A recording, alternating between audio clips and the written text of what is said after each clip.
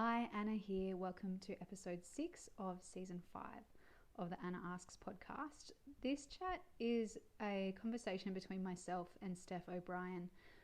We recorded this one earlier in the year, I think around June, and I've been sitting on it for a while, and once I've gone through to edit it, I'm really not sure why, because I think there's some really rich conversation, big topics covered, and lots that can be gleaned from this episode, regardless of how your pregnancy journey, your births and postpartum have been. So we do touch on some sensitive topics. I'd like to warn you that there is mention of both birth trauma and potential termination of a wanted pregnancy.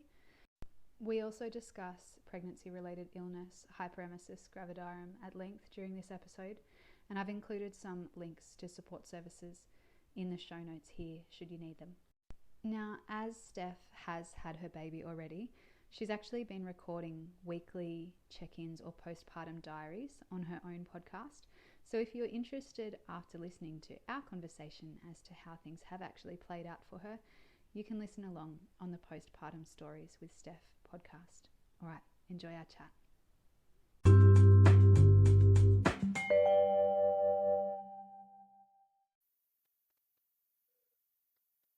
Hello and welcome to this episode of the Anna Asks podcast. Now, as you know, as part of season 5, I'm speaking with a whole lot of people involved in pregnancy, postpartum, birth and motherhood spaces that are preparing for their own babies. So today I'm speaking with Steph O'Brien. Hi, Steph. Hi, Anna. How are you? I'm well, thank you. I'll get you to introduce yourself in a moment, but before I do that, I just want to acknowledge the traditional owners of the land on which we live and work and where this podcast is being recorded today. So I'm on beautiful Awabakal country. And where are you, Steph? I am on Wadawurrung country in Victoria. Beautiful. So Steph is around Geelong and I am up at Lake Macquarie, New South Wales. And as with many things, we've sort of met through different, I suppose, training avenues and through the online world. And it's lovely to have a real conversation with a real person. So Steph, welcome, and can you introduce yourself, please, who you are and perhaps who's in your family and why you have the drive or desire to do the work that you now do with families? Yeah, sure. So my name is Steph. As Anna mentioned, I never know where to go. Do I talk about work first or kids first? So I am a mum of one little boy who's about to turn 4. And I also have another little boy on the way who will be here in August sometime. I'm very good at creating Leo babies. I am a postpartum doula and I currently live and work in Geelong. I have a lovely husband whose name is Clay. And now I've gone blank. That's all right. What was it that drew you towards becoming a doula? What experiences led to that decision? The path that led me to doula work was really informed by my own postpartum and birth experience. So without going into too much detail, I did have a very traumatic birth experience with my son, which kind of then lent itself to my postpartum experience. And I just got to a point in postpartum, probably, 2 months in, where I was like, this is the level of support we get as new mothers is absolute bullshit.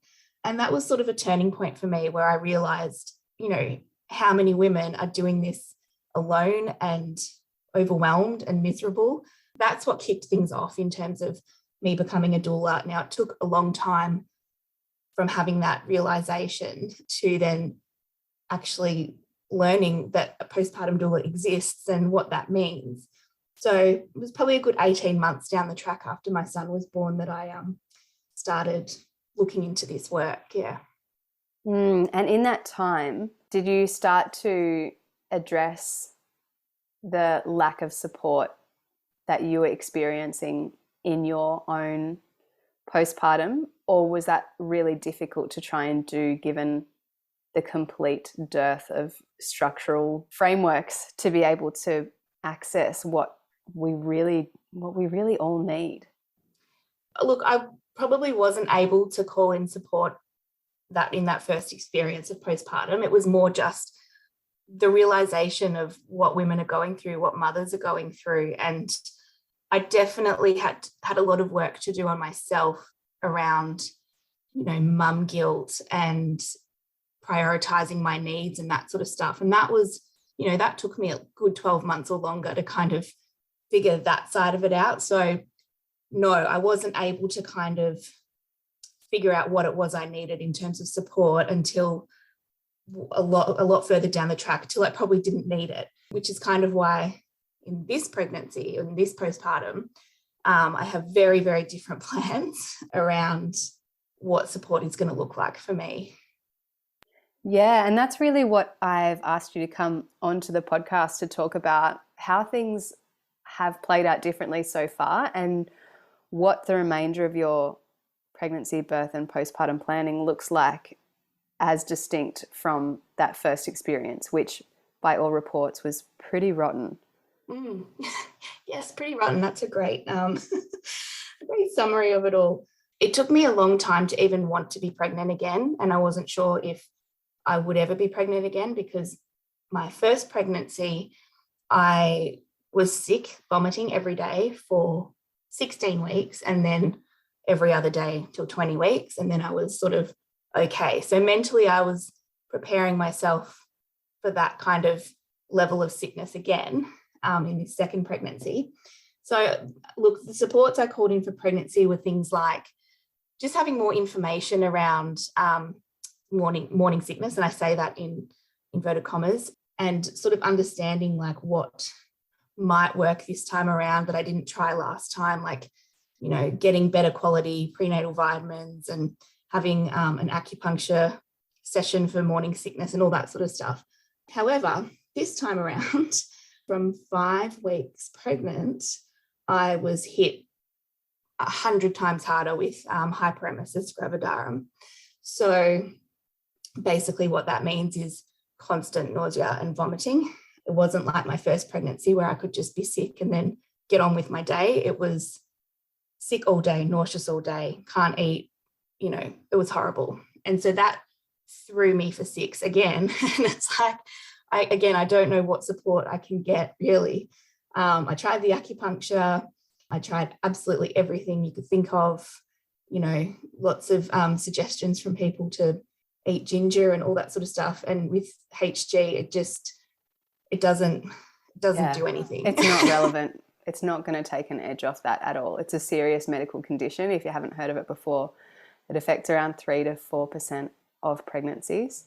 And it's really serious in terms of both physical, very, very common for women to lose and pregnant people to lose a lot of body weight, become severely dehydrated, be hospitalized multiple times, massive mental health ramifications too. So, and that was... I don't envy you, Steph. I wouldn't wish this on my worst enemy, honestly. And the mental battle of it is in many ways is more difficult than the actual physical, the physical presentations of vomiting and nausea.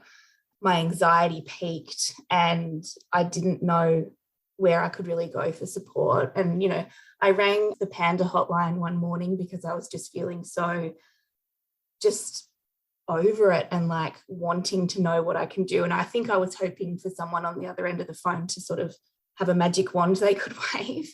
The lady was lovely and we had a really good chat, but it really is just, you just have to wait it out, unfortunately. Obviously, there are other things though, if you've got a good GP that understands HG, you can try different medications to kind of get things under control.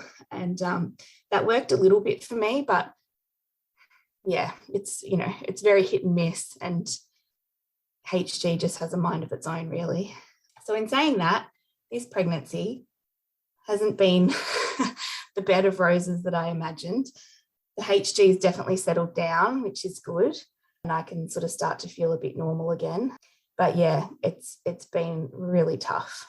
Yeah. Now, for some people, HG does settle down at a certain time, and for others they are vomiting right through until you know, a couple of days after the baby is born, if this is something that you feel is like putting a label to the type of so-called morning sickness and nausea that you're experiencing, do encourage you to go and have a look at Hyperemesis Australia and tie in with their resources and support there, because as much as it feels like you're alone, you're really not.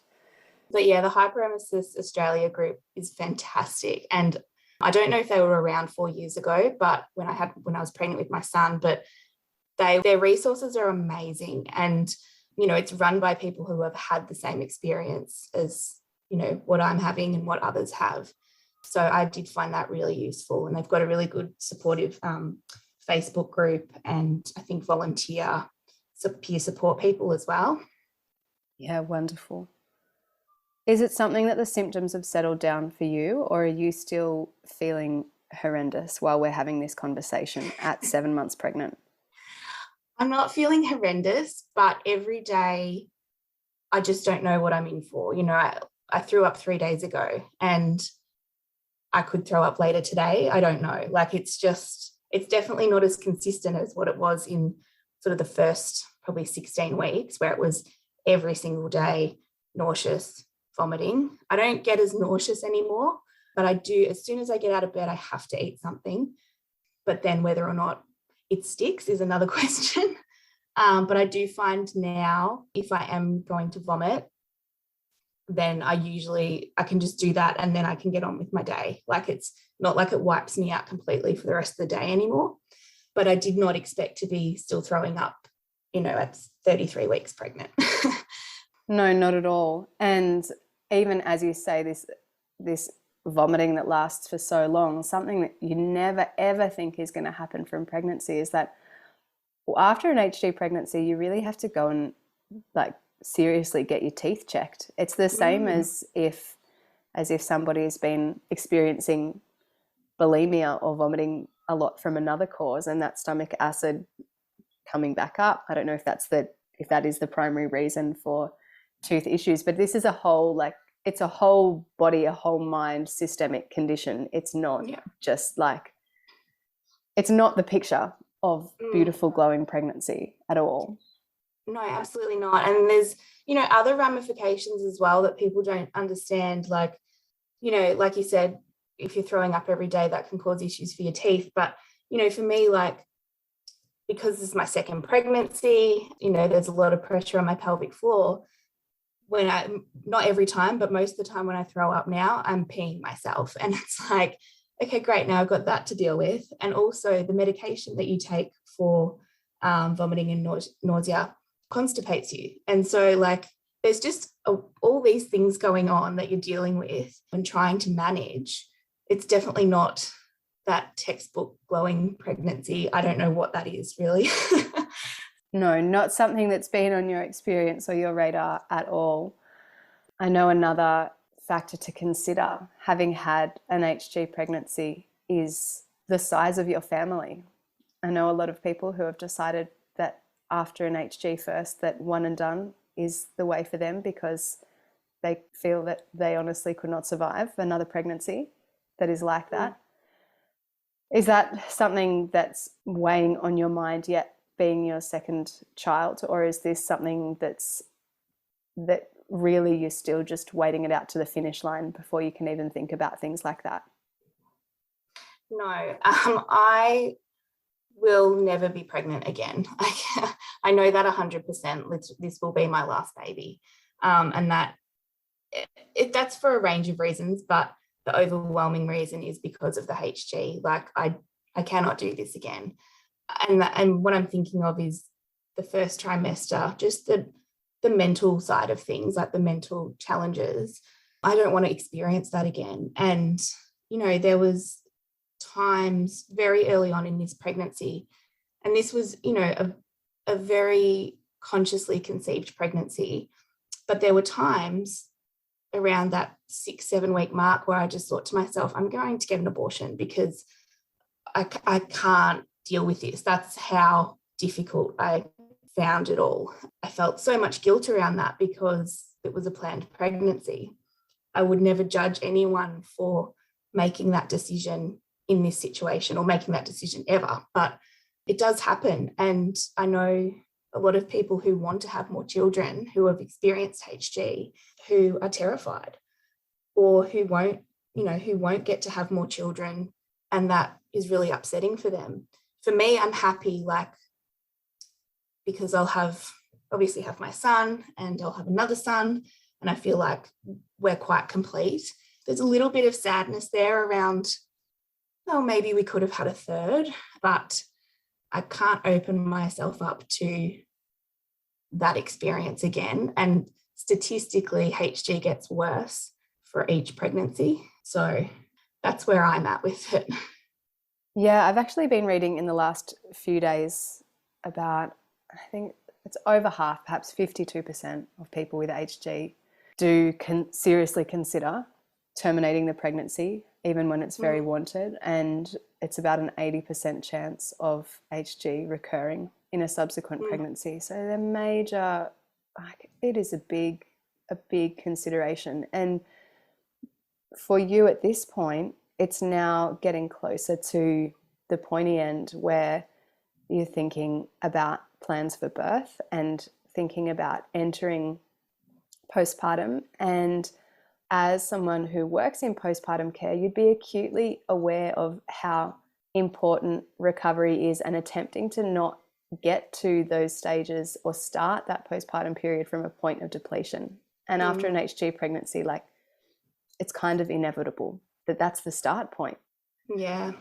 And it's really hard to get into the headspace of birth and postpartum when you are dealing with HG, because, you know, I would get really upset, you know, pretty much up until 30 weeks. Like, I would have conversations with my husband about how I just didn't feel connected to this baby at all. And, you know, that made me feel like I was failing in some way. And to anyone else who had a similar experience to me, I would say, of course, you don't feel connected. Like, taking each day as it comes, dealing with whatever's thrown at you. And it's like, that's a completely normal reaction. But I was a lot more harsh with myself. Since sort of that 30-week mark, I don't really know what happened. I don't know if it's some happy hormones or something that's kicked in, or he's moving a lot more and I'm sort of feeling kicks and things like that, where I am actually now starting to get excited to meet him. But for a long time I wasn't, and that was just such a horrible feeling. Perhaps also just getting closer to knowing that there's a finish line, that it's not a distance away that feels like an eternity. I'm very grateful to be pregnant and to be able to have children, but I don't love being pregnant. No, it's not something that's working for your body. And I'm very much looking forward to not being pregnant. So yeah, I think maybe that finish line thing is playing a part as well. And even as you're speaking, I'm thinking, you know, I'm a few months behind you as we record this podcast, but I'm thinking about how the strain of having a non-HG pregnancy while parenting an older child, and the immense, not only physical difficulty, but inner wrestle between yourself, the needs of this baby that's inside that really you feel no connection to yet, the needs of the child that you've just dedicated yourself to the last 3 or 4 years. It'd be a complete mind warp. And I honestly, it was kind of a blessing in disguise, because when I first got pregnant, which would have been mid-December last year, we were still I was living in Melbourne, and we were still in levels of lockdown and working from home. And so my husband was home. And so he was really able to just do everything with my son. Like, I couldn't get out of bed. I had to take a lot of time off work. You know, having him supporting both of us was, I don't think I could have looked after my son without help. Like, it's just impossible. So I think with HG, it's almost impossible to look after yourself, let alone to look after anyone else. Yeah, absolutely. So yeah, and then there's, you know, feelings of guilt around that, but I was sort of able to shape it in a way that I just thought, my son and my husband, they have a beautiful bond, but they can keep working on it because they're going to need each other in 9 months' time. True. And I'm doing other things. So this is good practice for them. Yeah, we just needed all the support we could get. So, oh, what a journey so far. Really honouring you in your experience, and I so appreciate the vulnerability of sharing what you have done. I know that's going to really hit home for some people and make them feel very much less alone. I hope so. As you do come closer to that finish line, what do your plans start to look like for birth and postpartum, and how might that be different or similar to your first experience? So with the birth of my son 4 years ago, I won't go into too much detail because we'll be here for hours, but in a nutshell, my waters broke prematurely at home on a Thursday, and then I was admitted into hospital that afternoon. And because the hospital was so busy and I wasn't sort of advanced in my contractions, they were very sporadic, I waited until Saturday to be induced. And then Saturday night, I think it was probably around 11 p.m, coming up to midnight, I was 10 centimetres dilated, started pushed for 2 hours. He wasn't moving, ended up with an emergency cesarean at 3 o'clock Sunday morning. So it was a very long process, Thursday to Sunday, and lots of other things going on in between. So this time around, I've had a lot of time to think about my birth and process it and learn from it and listen to other people's stories and wisdom. But I've made the very informed decision that I'm going to be having an elective cesarean, which is something that I thought might be judged, I guess, in the doula world. I had this sort of, I think it was my own internal judgment coming out, but I don't know, sometimes when I think of doulas who birth, it's usually a beautiful home birth with no intervention and all that sort of stuff. And I'm on the other end of that spectrum of choosing to have a cesarean, but I'm very happy with that decision. And yeah, I'm feeling pretty powerful about it, to be honest. And just knowing that it's going to, I don't know exactly what's going to happen because you can never completely plan for these things, but knowing that it will be very different to my first experience. Yeah. Oh, the judgment thing. Mothers are going to get judged regardless of whatever choices they make. True. And we just have to make the one that's the best one for us. And I love that you have really taken time to make your decision and considered a whole host of factors that are your own to know and ours not to. And if that's going to be the way that sets you onto the best runway for this postpartum, this bonding with this baby, then that's the way to go. Yeah. And look, I've had years to kind of think about this, and I would love the idea of a VBAC, so a vaginal birth after cesarean, but so I also exist in a plus size body, and knowing that I would have to have a hospital birth because home birth is not an option for me. I just know there's so many layers to the hospital system, especially when you exist in a fat body, that it would be such a battle for me to have a VBAC. And if I ended up in the same situation as last time, I just don't think I'd cope. So this is sort of, these are the things I've been thinking of for the last 4 years in making this decision. But, I've spoken about it on my social media about choosing to have a cesarean, and I haven't had anyone, be nasty or rude or say anything mean. Like, everyone's been really supportive, which has been really lovely. So, yeah. Yeah, and this is something that gets me a bit as well. I say mothers are going to be judged regardless, blah, blah, blah.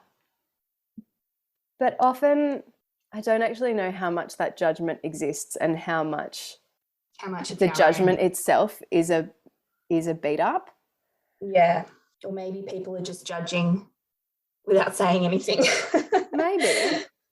Maybe, but that's their own internal dialogue to wrestle with, isn't it? Not yours. Yeah, and we do have to consider all those systemic factors, because we as much as we may agree or disagree with them, we cannot always step outside of them. We live in a society, inside a culture, and while things may or may not be evidence-based, they're not going to be shifting in the next 2 months before your birth. So yeah, you have to take all of these factors into making your decision that's going to make you feel the most comfortable and the most safe, which kind of leads into our next bit, which is the postpartum period, the success of which relies on feelings of safety and nurture and feeling honoured and respected and cared for and loved. So that clearly was not the case in how you felt the first time around. Having now worked as a postpartum doula, what support are you calling in for that postpartum period for yourself? All of the support. It's funny I actually will be having my own postpartum doula, which is really exciting. And people have said to me, oh, but can't you just doula yourself? No, I can't doula myself when I have a newborn. So that's it's not like physioing yourself where you're like, oh, I know the exercises, I'll just do them. This is like a whole extra person to hold you while you fall apart and do all of the things that you don't have the hands to do. Totally different situation. Yeah, so that's my first number one thing, postpartum doula for me. So I'm really just thrilled to be able to have that support, and know that I've got someone that I can call on or message or vent to in those first few weeks and months. So she'll be doing, I think I've got 5 or 6 visits with her after baby arrives. So I'm just really looking forward to that. And some other things that we're doing so I'm gonna do a meal train and lots of food prep, because last time, we had some things in the freezer and our families dropped some things off, which was really nice, but I didn't prepare for how starving I would be breastfeeding. And so just having nutritious things on hand is one of my goals for this postpartum, because I also didn't realize first time around how much you really do need to replenish your body from what it's been through for the last 9-10 months, and then labor and everything. And then also, I guess, recovering from a cesarean plays into it as well. Like, you've got to be able to look after yourself through rest and through food and through all of those things. So food's a big thing for me in this postpartum. I'm looking into postpartum massage because 6 months after my son was born, I had a bulged disc in my lower back, which was super uncomfortable and painful and horrible. So I just want to make sure I'm on top of things like pelvic floor, core strength, and just looking after my bones. Also going to be having my husband home for at least 6 weeks, which I did have him home for 6 weeks last time, but that wasn't planned because initially he was only going to be home for 3 or 4 weeks, but because I had the cesarean and I couldn't drive, he ended up being able to take some carers leave from his work. So that is actually a thing you can take if you've got carers leave through your work and your partner's had a cesarean, then you can use some of that up if you want to. So he'll be taking at least 6 weeks off, which will be fantastic. I know that some people, that would drive them insane having their partners home for that long, but for me it's just the best help and the best feeling. So he can kind of hang out with our son, and then also, I guess this time around I have a 4-year-old, which I didn't have last time, so we're going to call in our parents to come and take him and entertain him for a bit, just so we can have some time with this new baby and get to know them and bond and all of that sort of stuff. Yeah, I think that sounds like a really comprehensive plan. As well as, you know, we can talk about self-care till the cows come home, but there's only so much you can do in terms of self-care when you also have a baby. It really relies on the community care of the people around you, and knowing that your partner will be home, knowing that you have that doula coming, that you have perhaps like pelvic floor physio, massage, those things that are going to help reset you, and on the base of the nutritional nourishment from the food that's part of your plan too. So, and these were all things I didn't even know of 4 years ago. Like, obviously I knew I had to eat food, but you know, I didn't know what a women's health physio was, or just all these little things. And even with breastfeeding, I've got good friends on hand who are lactation consultants, so I know I can sort of call on people, like I've met them through the work I do. So I've got people there to kind of call on as well. But, you know, first time round, I just thought I would breastfeed. Yeah, like, I'll just do it. Just happen. It's on tap, you know, the most natural thing in the world. Yeah, how hard can it be? And that's the thing too, like for me, I'm not concerned about breastfeeding at all, but I also recognize that I've never breastfed this baby before. That's right. I don't know what this baby's anatomy is going to be. I don't know what this baby's muscle tone is going to be. I don't know what this baby's preference is going to be. And or feeding patterns, or it might have a totally different temperament to my first, and it's going to be very different things to learn across all respects, feeding only being one of those.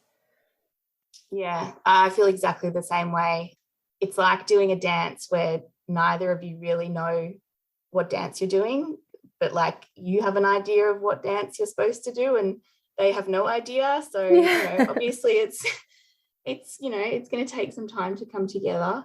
Yeah, I resonate with that, because you don't know what your baby's going to be like, what their mouth is going to be shaped like, you know, all of these things. So, that was another thing I was going to say, just with having a cesarean.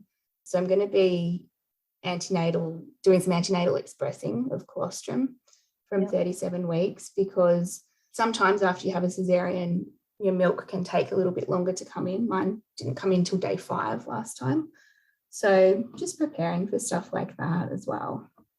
Yeah, and that colostrum's excellent. It's like, I had a lactation consultant explain it to me that it's kind of like the undercoat for the baby's digestive tract.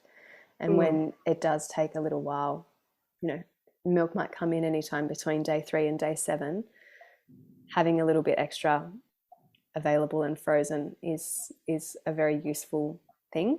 So if that's something that's new to you, get yourself along to Breastfeeding Education. But there is also some resources about that on the Australian Breastfeeding Association website too.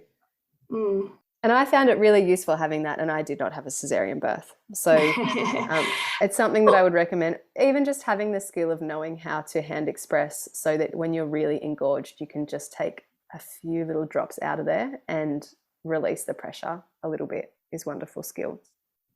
Yeah, and look, I didn't even know about hand expressing last time, but it's sort of like an insurance policy, you know, like you might not necessarily need to use it, but I think having it there just sort of takes the pressure off. You know, last time I was kind of fear-mongered a little bit to do formula top-ups and all this sort of stuff, and if I had have had a big stash of colostrum there, I would have felt a lot more confident, and we'd have sort of like a plan B. But anyways, this time we will have it. Steph, just to finish up, if anyone is listening and wanting their experience to be different to the first time around, or perhaps if it is their first, just altogether better than the cultural norm, do you have a little snippet of wisdom or nugget of advice that you like to give to your clients approaching this stage? I would just say to really learn and educate yourself around what it is that you want. And for example, if you're wanting to have a VBAC, talk to other mums that have had VBACs, learn about physiological birth and how hormones play a role in that. Go and seek out people who kind of work in this space. So it might be a private midwife or something like that. Same if it's, if you really want to breastfeed, get in touch with a international board certified lactation consultant, learn how breastfeeding works and, the things that will help promote it. Yeah, look, really education. Learn as much as you can from people that you trust. Yeah, I was thinking about this just yesterday. It's learn as much as you can. And then when you feel you've collected the data that you need, shut out everything else and go inward instead. Because there's all the education that you can have, but then the intuition that we are separated from because we're living in a world that encourages us to disconnect from their feelings to instead follow rules. We need to get past that kind of bit and skip past the good girl rule follower so that we can start working with our babies, if possible, even before they're born, which I know with HG is a very difficult thing to say. But yeah, to start to tune in to each other, because from the moment labour starts or your operation starts to give birth to that baby, you're working as a team. Absolutely. Or the next until they're an adult. So for the rest of your life. Forevermore. Thank you so much, Steph. Where can we find you? Obviously, you'll be on maternity leave by the time this episode comes out. But if we want to follow along with your journey or perhaps read back through some of the things that you have written about your pregnancy experience, where can we find you? You can find me on Instagram. That's where I hang out a lot of the time. My handle is at postpartum_with_Steph. I also have a podcast that's on all of the places you can listen to podcasts, Postpartum Stories with Steph. There's probably about 30 there that would be valuable to some of your listeners, I think. So go and have a look and come say hi on the gram. Thank you for sharing your wonderful resource there, a treasure trove of episodes talking about a time that we don't really hear about often until it's too late. So my hope is that this is reaching the ears of a few people who are getting there ahead of time, but we never know. If you're coming to it later, then that's fine too. We can only start where we're at. Thank you so much for your time today, Steph. Thanks, Anna.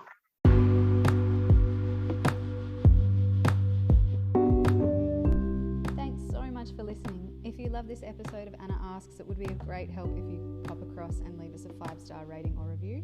This helps other parents and people to find us and join in the conversation.